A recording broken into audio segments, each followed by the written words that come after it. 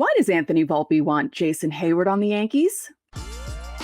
You are Locked On Yankees, your daily New York Yankees podcast. Part of the Locked On Podcast Network, your team every day. Welcome to Locked On Yankees, which is part of the Locked On Podcast Network, your team every day. Thank you for making us your first listen every day. I'm Stacey Gotsoulias. Today's episode is brought to you by Jase Medical. Empower yourself when you purchase a Jase case, providing you with a personal supply of 5 antibiotics that treat 50-plus infections. Get yours today at jasemedical.com. That's Jase medical.com. With me, as always, is my producer, Steve Granado. Steve, happy Monday.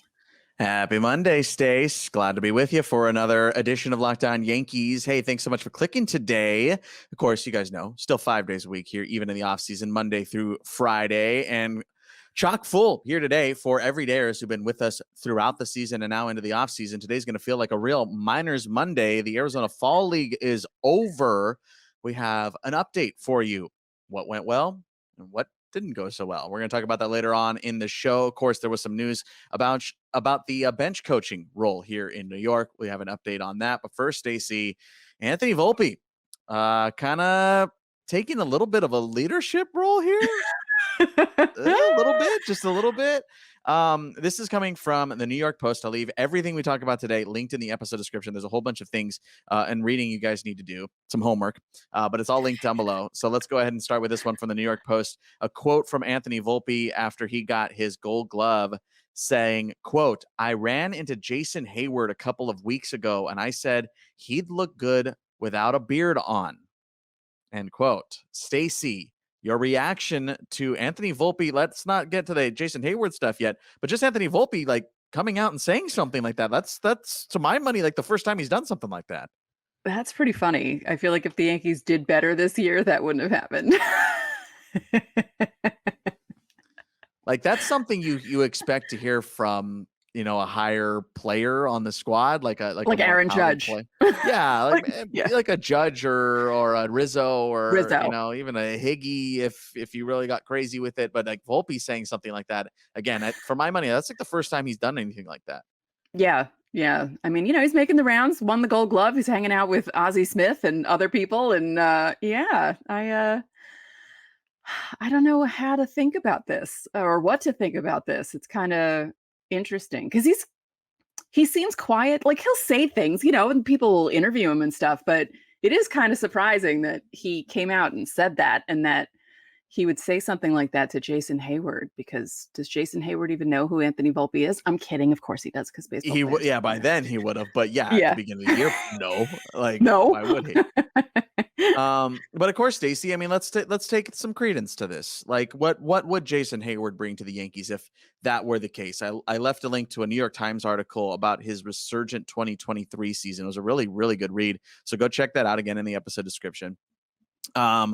But Heyward obviously had a really good season in Los Angeles, and it was such a bad end for his Cubs career after such a being such a storied part of a massive team, and for him to fall off the way that he did in Chicago was such a bummer.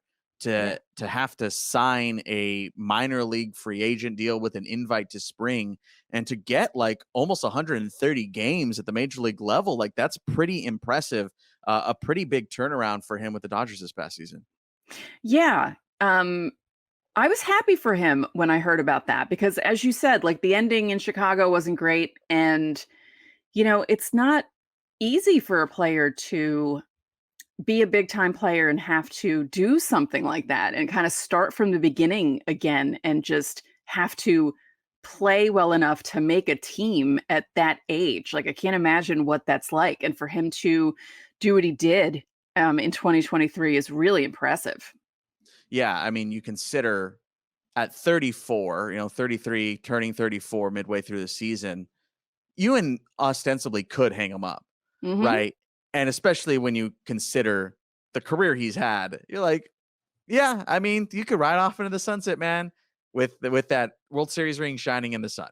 Like you totally could. Mm-hmm. But he was able to turn around, slash line 269, 340, 473. Very impressive. 473 to find some of that power, especially in Los Angeles. The ballpark plays very big. But what they essentially did with him, Stace, was relegate him to a platoon role. So they only really had him facing righties. They would pull him against lefties. He would obviously add some help in the outfield defensively. So that really helped out the cause, especially when Chris Taylor got hurt this season, like he has been recently over the last couple of years, been really kind of on and off the IL. So for him to, buy in and accept that role, again, giving kind of his pedigree, despite the last couple of seasons prior to 2023, like that's a lot to ask of a veteran player. And a lot of veteran players, especially again with his pedigree, wouldn't do that. Like they're Right. like, and look, you can either feel one way or the other about that situation for whatever player you want to insert there, whether they go, yeah, dude, I'll platoon it. I don't care. I just want to be part of something. Or guys that say, screw you. I'm a regular everyday guy. You can kind of feel out how either side of that goes. But for him to say that kind of tells you a lot about his character. And there's only good things that have ever been said about Jason Heyward. Right. And, for people who are, sitting there right now thinking, where would he play? How would he play? Well, we just said it. I mean, you could platoon him, and if he's willing to do it and help the younger players, why not go for it? Like, why Yeah. not, give him a flyer, put out a flyer, what's the phrase? And take a flyer, there you go, on him and see what happens. Yankees are going to sign him for 5 years. He's going to be 35 in the middle of the season. Like this could be one of those 1 year, let's take a chance on Jason Heyward. If Jason Dominguez comes back in, July and August, Jason Heyward can help him out kind of thing. You can put him in different places. Just to have even another veteran like him on the team would be beneficial for the kids who we're hoping the Yankees will play in 2024 as well. So I don't think it's a bad idea. Kind of, at first I was kind of like, ugh. And now that I'm thinking about it, I'm like, it might not be a bad idea for the Yankees to take a flyer out on him. Yeah, he would very clearly be a fourth outfield type, maybe a third outfield type with, with somebody who's hurt, then, he slides into that role type of thing. But, a left-handed bat, you guys have been screaming about that for a few years. There's a left-handed bat right there. Had a great season last year. Looks like he's fixed some of the problems that he had in his swing. That's what they were doing in Los Angeles. Worked on a couple of things in spring. And then obviously that led to a major league role. He's still obviously very good defensively. Like he still brings a lot to the field, which, the Yankees weren't lacking in last season by any stretch, but you'll always take good defense. And like you said, it might be a good guy to have around Jason Dominguez. Might be a good guy to have around Estevan Florial, Everson Pereira. Like if these guys, or Oswaldo Cabrera, guys that, could be part of the club next season, or in all likelihood will be a part of the club next season, to have a guy like Jason Heyward around, that's not bad. That's not bad. And I was kind of like you, and I was like, man, why would Volpe say that about Jay Hay? And I was like, man, no, he did kind of really turn it around this past season, and he's been there, man. He's been there, and he's teammates with Rizzo. Like he knows Rizzo. Like there is some familiarity there, and it wouldn't be the worst thing in the world to do a 1-year contract with Jason Heyward. Like I see Volpe's point. Yeah, I think, not that I forgot about the Rizzo connection. I just forgot to mention the Rizzo connection, but even that would work out well for him. And I kind of like it. I like it. Yeah. At the beginning of the segment, I was kind of like, and now that we've talked about it, I'm thinking, hey, Hey. this isn't even one of our making the case episodes. And I'm just like, you just made the case for Jay Hay here. Yeah, honestly. I mean, obviously there's downsides. I don't know what Sure. he's looking for in the market. Like if he's trying to get a 2 to a 3-year deal, I don't know about that. You're not 100% still on if that has completely turned around. Like was 2023 a fluke? You're not sure. Right. You're obviously hoping not. There's more track record that says he's good than he's bad. Obviously, he's a big time ball player for a long time. He's getting older. So you don't know. You don't know. So that's why I think, you go 1 year, maybe plus a team option or something like that. That could be decent. And you don't necessarily need him to be a big time player. But what the Yankees were lacking in, he kind of provides some help considering his 2023 numbers. Again, is it everything you want? Is it the guy to find all the answers? No, but you're looking for pieces to kind of help build this team. And when you're looking at last season and you're going, man, there's just not a lot of depth there. Jason Heyward, if he's 2023 Jason Heyward, you do a lot worse as far as depth is concerned. Yep. And that's exactly what it would be. It would be a depth piece. This wouldn't be the Yankees are signing Jason Heyward and that's all they're doing in the offseason because there would be riots. Yeah, that better not be the case, at least. Let us know how you're feeling about this in the comment section here on the YouTube side. Of course, you can text us as well with your thoughts. It's a 14-day free trial where you can text Stacy, you can text me. It's part of the Locked On Yankees Insiders Club. Again, try it risk-free for 14 days. There's a link in the episode description. You also get Fan Mail Friday priority with that as well, where we answer your questions no matter what through that subscription. It's $4.99 a month after that 2-week trial, so it's not that big of a commitment. But check it out, see if you like it. Of course, if you're just one of our YouTube viewers, you can just reply to that pinned comment, and you'll likely get an answer, but it's not guaranteed on Fan Mail Friday. All right, we're going to step aside. Not the only news over the weekend. There was more on the bench coach front. We'll talk about that next.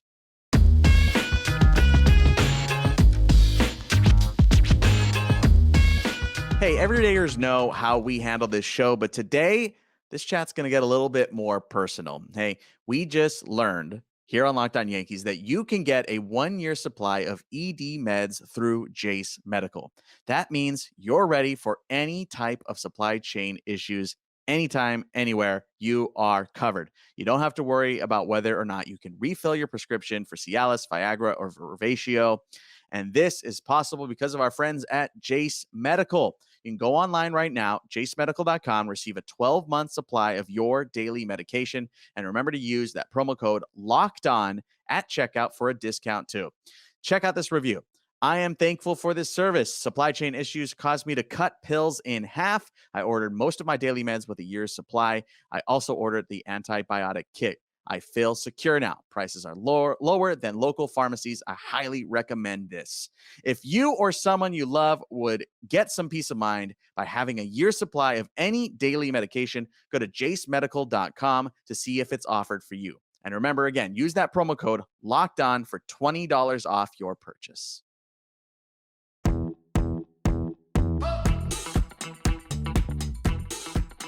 Back here on Locked On Yankees, Stacy, coming up this week, big day.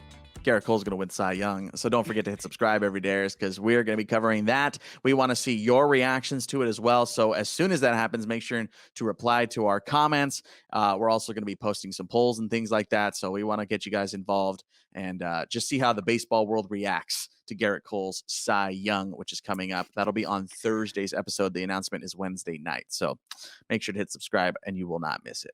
Stace, news. We had some over the weekend. Getting that recently.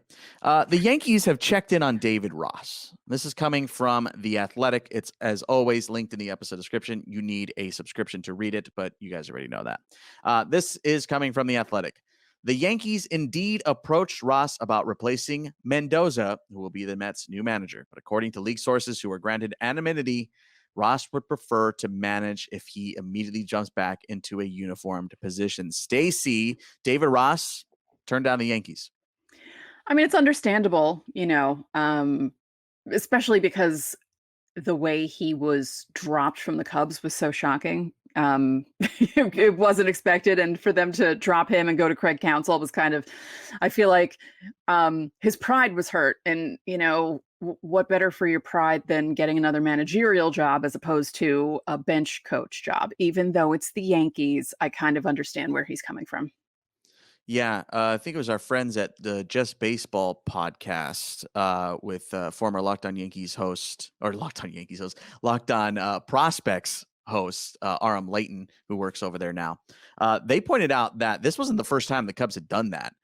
They did that with Joe Maddon, too. Joe Maddon was replacing and it had a year left on the contract, and then Joe Maddon came in and kind of swooped in, and now they do it to David Ross with Craig Counsell. So it's kind of something they're doing because there was still 1 year left on that Ross contract. So two's a streak. But yeah, I get it. I don't know where he's at in the market. Right. Because weirdly enough, these manager jobs kind of feel like they've already moving here, right? Like seems like a lot of teams have moved rather quickly, at least in the interviewing process.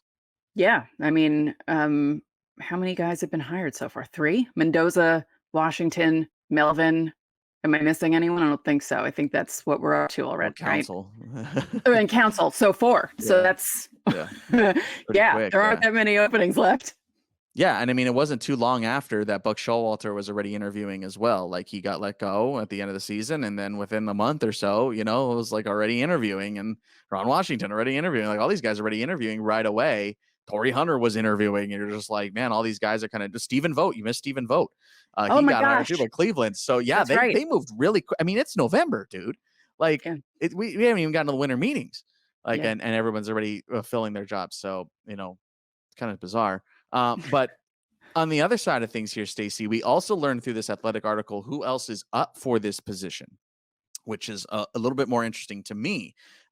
So this is again taken from the Athletic. With Ross an unlikely addition, the Yankees are contemplating other candidates for their bench coach vacancy.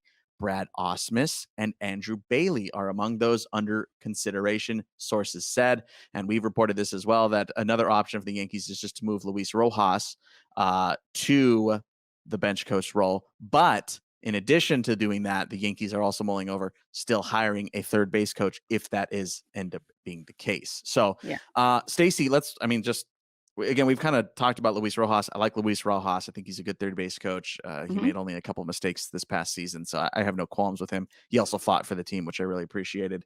But Brad Ausmus, Stace, as a bench coach, I mean, he's done it before. He did in 2022 with the A's. Mm. I don't know. His career path is kind of murky right now. Yeah. I'm kind of surprised about that being an option for the Yankees because I forgot about I forgot about Brad Ausmus. Like, oh yeah. I mean, is the bench coach that important? No, I'm kidding. They are, because they help out They're the important, manager. but they're obviously they're like we've kind of talked about a little. They're more right hand man. Yeah. I saw someone maybe or someone suggested I saw on Twitter calling up Willie Randolph and having him come back and be the bench coach. I mean, Which like would there are be times like let's be real here. There are times where teams just hire like former good players like from their past. yeah. They do that sometimes. Kind of just Mhm. like sometimes a bench coach is more like a presence kind of role. Not Right. all the time, not all the time. More times than not, it's like a legitimate role that they actually do things and like. But there are Yeah. times where they do that. I don't think the Yankees would do something like that. Especially considering that they're already kind of getting yelled at for the Like, and the not manager that they have. anymore. Right, and not anymore. I feel like that was more of a Yeah. George thing, especially when he mellowed out a little bit toward the end and, Torrey had his staff of former guys and everything, and, Willie Randolph, Ron Guidry, Don Mattingly, like, all those people who came back to be in the, coaching staff, like, I feel like that's probably a thing of the past for the Yankees. I don't think Hal will be doing the same thing. But the Andrew Bailey thing, we joked about it before the show started. I knew about him coaching with San Francisco because of something I wrote earlier in the year. And that's the only way I found out. And when I thought about it, I was like, Yeah. Wow. Okay. I forgot that he wasn't even playing anymore. Yeah, he was with the Giants for 4 years as their pitching coach. Yeah. And then his contract just came to a close. They obviously hired Bob Melvin, and then he wasn't coming back. hmm Um, One more thing I wanted to say about Osmus. I mentioned his career is a little murky. Look, like he had some good years in Detroit, right? He also had some bad years in Detroit. hmm Ends up coming over to Anaheim. That was a mess. Was it all hmm his fault? Absolutely not. No. But on the same breath of Joe Madden, that's who replaced Brad Ausmus when Brad Ausmus still had another year on that contract. Sound familiar? But then he left. Then he ended up, like I said, being with the A's in 22 as their bench coach. But what's weird to me here, Stace, is he left that job voluntarily because he wanted to pursue a front office job, which something he had done in the past after his playing career. He had done some front office work, like executive special assistant kind of stuff. Mm. But I don't see like how did that. Are you out on that now? Like it's just kind of strange to me. Yeah. That is I guess I also maybe just don't have the full story on that, just to be frank. right. I mean, unless this is like I don't know. I wonder. I wonder how that would work. Like how long if he were to be the bench coach, like would it be like a 1-year stop and then get a front office try again and get a front office job? Because Yeah, I don't know. yeah, I I don't know mean, how that would let's work. be real too. A lot of these could be 1-year stops because True. Boone's contract ends after 24.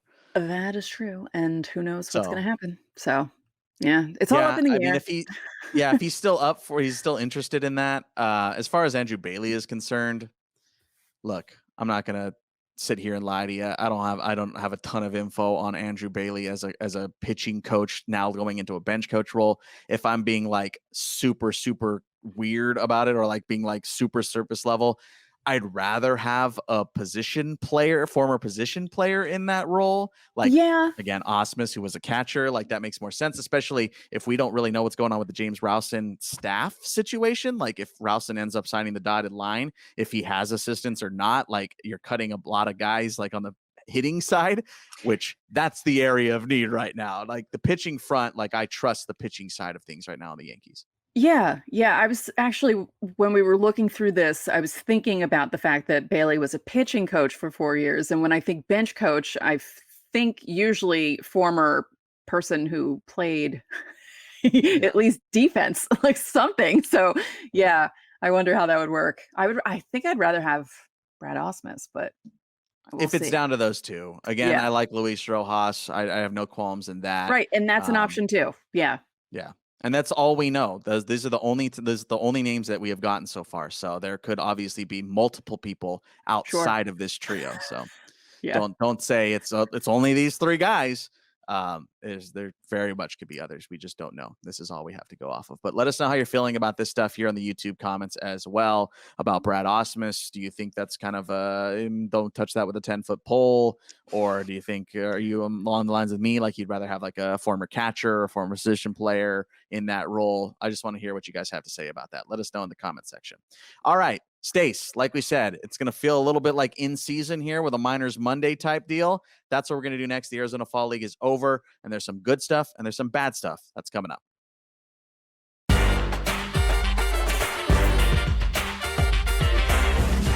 Back here on Locked On Yankees, our final segment of the day, a de facto Miners Monday. It's been a couple of months. I'm going to see if I can still do this, Stace. It's been a little bit of time. The Arizona Fall League wrapped up here over the weekend on Saturday, so the guys are done. So the only baseball being played now is Winter League stuff. So if you're looking for a fix there, by the way, you can watch some Winter League stuff on MLB TV. Just if you didn't know that, like if And you're really speaking trying to find baseball. and speaking of that, there was baseball at Citi Field this weekend that no one knew about, although I saw people on Instagram at Citi Field, and I wrote to one of them. I said, "What's going on?" And they told me. I said, "Good job by MLB or someone in baseball to, you know, publicize it and let us know what's going on." Did you see that? Yes. What was that? If we do thumbs up on this, that was so bizarre. Sorry, Yeah. audio listeners. Something really weird just popped up on the screen. Yeah. If you're an everydayer and you're watching the whole way through and you're still watching, let us just comment thumbs up down below to see if you like. Did you see that? That was so weird. I didn't know we could. Now I can't get it to do trigger anymore. Okay, whatever. Sorry, audio listeners. Okay. Yes. I agree with you. I didn't know that either. And then all of a No sudden, idea. I follow some like reporters on YouTube and stuff, and like I saw them pop up with like interviews of like former players. I was like, what's happening? Why are they playing? Anyway, okay, Yeah. whatever. Anyway, Fall League. That's what we're doing. Fall League. Mhm. Stace, the main headline here from the Yankees side. We're not going to go through all 7 prospects that were out there, but I wanted to highlight a couple of guys that you know. Caleb Durbin stole the show. Caleb Durbin was awesome. Durbin slashed 353, 456, 588, over 1,000 OPS. He had 3 bombs, drove in 12, 14 walks, led the Arizona Fall League with 21 stolen bases. He was only caught a handful of times, did this across 23 games. This is an unranked Yankees prospect. Look, I've been following him. He's an infielder for the last couple of years. I've been keeping my eye on Caleb Durbin because he's like one of these guys that kind of like pops up every now and then as the headline guy. Just like Caleb Durbin goes 4 for 5, or Caleb Durbin hits walk-off, single, like that kind of thing. Like he's not necessarily the guy that's crushing it every single day, but he really broke out here in the Fall League. And that's kind of what the Fall League is designed to do. There are multiple facets of players that go out there. Obviously, you have the top guys. You think your Bryce Harper's, your Mike Trout's, things like that. Your Bryson Stott was out there a couple of years ago. So those players are there. But there's also guys that are looking to get more reps, guys that are kind of under the radar, trying to make the name for themselves. And this is Caleb Durbin is the latter. And he crushed it. He was the only Fall-Star representative for the Yankees of those 7 prospects out there with the Mesa Solar Sox. So great on Durbin. Awesome to see him really shine. He had a good season, not a great season during the regular year, but for him to have a Fall League like this is absolutely awesome. And not just him, Stace. Ben Cowles. also popped off. 290, 405, 551. Hit 4 homers in 20 games. Drove in 15 ribbies in 20 games. Walked 12 times, but did strike out 24 times. So there are some issues. He at one point did have a 12-game hitting streak too. So these two unranked dudes making their names for themselves. Obviously, Durbin really he bursted on from like day one and then never let up. So those are some of the good things here, Stace. But this is a bad thing. Matt Sauer had a very tough fall league. 5.91 ERA in 9 relief appearances. He had 3 really tough outings. Never went more than 2 innings, which is by design. That's not anything. The only kind of upside here you're looking at is his fastball velocity is up, and I'll tell you why that's super important. And his curveball was looking really nice. That's what some of the reports were coming from Keith Law, who's obviously out there and covers it for The Athletic. But yeah, his fastball velo was up. His curveball was getting some good swing and miss type action, so that's good. He's coming off of just 15 appearances this past season, so we didn't really talk about Matt Sauer very often. I think he may have made 1 Minors Monday this year. He's had injuries and surgeries throughout his career. In 2019, he had Tommy John, and then at the end of 2022, he had another more surgery on his elbow and his forearm. They weren't Tommy John, but they were different surgeries that he had to go through. He's still ranked 25 in the system right now, according to Prospect MLB Pipeline. So there are negatives and upsides here. Obviously, they were just trying to. He's like one of those guys I mentioned is just trying to get more work, and that's clearly what he needed. Everybody is basically working out of the pen. Like everyone's coming in pitching an inning, pitching 2 innings. Like no one's going like elongated once it comes to the fall league. So don't take any stock into that for Matt Sauer. But again, at least the fastball velo is up. When you consider the injuries that he's had, that is a good sign. But he didn't have all the results that he wanted to. And Stacey, it wouldn't be a de facto / real Minors Monday if I didn't talk about the unnamed guy, the unknown guy, and that unknown guy in here, Kevin Stevens. Who's Kevin Stevens, Steve? All right, Kevin Stevens, reliever. He only gave up 1 run in his first 8 appearances, and his last outing to wrap up the fall league was probably his worst. No, it was his worst. An inning with 3 hits, 2 runs, only 1 of which was earned. That was his worst outing. Everything else was great. In all 9 games, struck out at least 1 batter. And this is a guy who we have not talked about because he's barely played for the Yankees. He was a non-drafted free agent signed in 2022. He played just 4 games for Tampa and then was basically gone all 2023 with injury. So maybe a guy we're keeping an eye out for now moving forward, right? Like that's why we put you onto these unknown prospects to keep you informed. And we go like, when you see Kevin Stevens' name pop up next season, you go, oh yeah, that's that guy that we know nothing about, right? He was a non-drafted free agent, so wasn't even a draftee. But worked pretty darn good here in the fall league. And that's what we're here to tell you is like, hey, look out for a guy like that out of the pen. Probably see him Tampa, might see him in Hudson to start the season next year. He's a little bit older because he went to school. So we'll see how that all shakes out. But wanted to put you on to Kevin Stevens, 4 of the 7 prospects that were out there for the fall league. Man, this season felt good again. I'm back talking minor league baseball. Look at that. Yeah. Super cool. Super fun. Let us know how you're feeling about guys like Caleb Durbin and Ben Cowles. Are you worried about Matt Sauer? I want to hear about all of it in the comment section here on the YouTube side. Stays.